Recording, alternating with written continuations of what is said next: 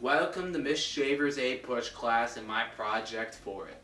This project is going to be done with the help of Nick Canucci, primarily, Elijah Janess, I forgot, Lucy, and RJ Reyes. Golfman RJ. Pretty much what I'm going to explain to you here today is the TLDR, too long didn't read, of the American Revolution and everything that's on that paper I was supposed to pull out for Miss Shaver. Fill out game too strong. So now I'm going to give you a quick rundown, aka TLDR, of the American Revolution. So basically what happened here was a bunch of acts were coming out. The colonists were like, hey man, I don't like acts. I don't like when you tax me things, because taxing me things is bad. And I don't like bad. And the king was like, I'm gonna ignore everything you have to say and everything with tax and crap because I'm the king and I want your money. And the colonists were like, but I like you, man. You're pretty cool. Can I just stay with the money and, you know, we can have no taxes, but we can still be friends? And the king was just like, oh no. And so the colonists were just like, all right, we're done with you, man. We're gonna release these documents and you're gonna be in a war with us and you're gonna get wrecked, boyo. And the king was obviously like, I'm gonna send Germans to you and you're gonna die. And George W. was like, or no. And then pretty much the king lost, and all this stuff I'm gonna talk about afterwards came from it, thanks to Miss Shaver and her wonderful list of everything I have to talk about in this video. Because without it, I would have no idea what I'm talking about. I'm gonna meet the Americans! I'm fancy. I'm George W. And you're not fancy enough. America. And here we are with the defining documents of the era which influenced people to revolt against the British. First we have the Olive Branch Petition. This document was written by the Second Continental Congress to King George III in order to avoid conflict between the two countries. Well, King George III didn't really take it well because he did it all, he just kind of ignored it. And then a month later, he declared the colonies in revolt. Eat that, colonies. Next up on our defining documents, we have Common Sense by Thomas Paine. This was published in 1776 anonymously, and it was a pamphlet to all the people in the colonies. This was wildfire. Everybody had to read this. It unified everybody and gave them a reason to fight against the British. Next up, we have the Declaration of Rights and Grievances of 1765. This raised 14 points that the colonists brought to King George in order to get him to reform something or change something in the colonies. Obviously, he didn't end up really doing anything with this, but regardless, the Stamp Act Congress tried and it brought unification to the colonies and it even brought an early form of legislature, if you will. And now we have Letters from a Farmer in Pennsylvania. This started in 1767 and went several years after. These were 12 essays that explained why the Townshend Acts and other acts as well are unconstitutional and are against the rights of the people in the colonies. These documents were pre-American Revolutionary War and really helped spark what happened during the American Revolutionary War.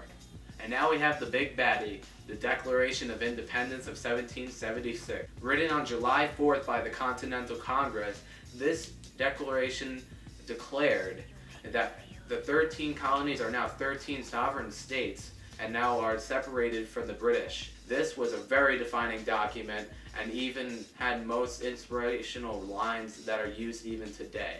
Crazy stuff.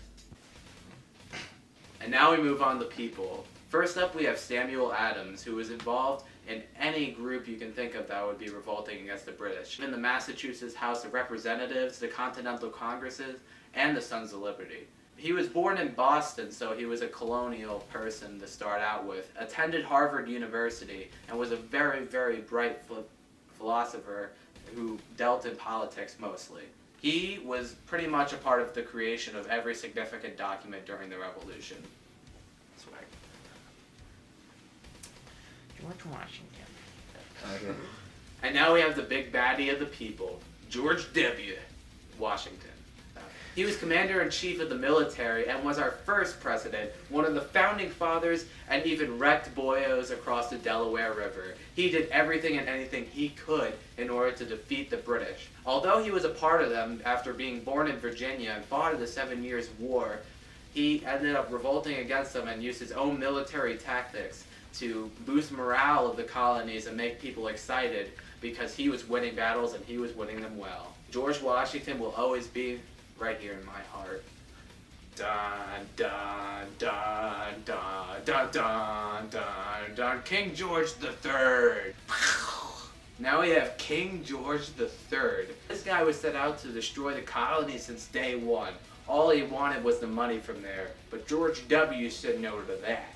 Since he only wanted the money, he created so many acts, maybe not him himself, but him and his parliament, created so many acts taxing the colonies to get their money. And basically what ended up happening is after him ignoring the colonies after every declaration and document they give to him, they revolt because of that. He would ignore every document because he didn't want them to have any power at all. He even sent German mercenaries called Hessians over to the Americas just to ruin their lives and wreck the boyos. But guess who's the wrecked boyo now? Because George W., they wrecked the boyos.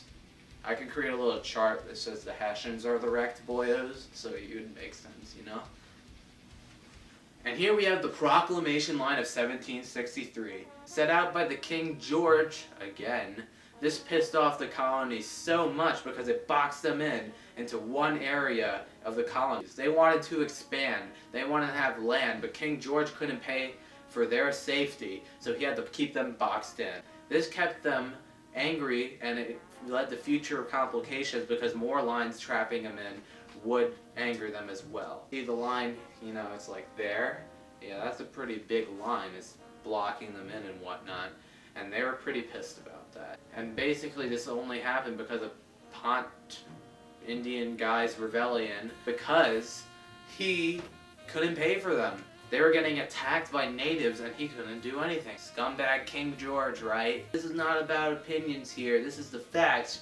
Colonies are mad. England's bad. Retweet. Retweet. Alright, make sure the camera's not having a heart attack. Okay. Here we have the Boston Massacre cartoon. Basically the biggest exaggeration in cartoon history. This is basically what actually happened.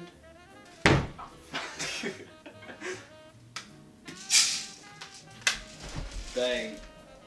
Thank you, sir. And this is what they say that happened.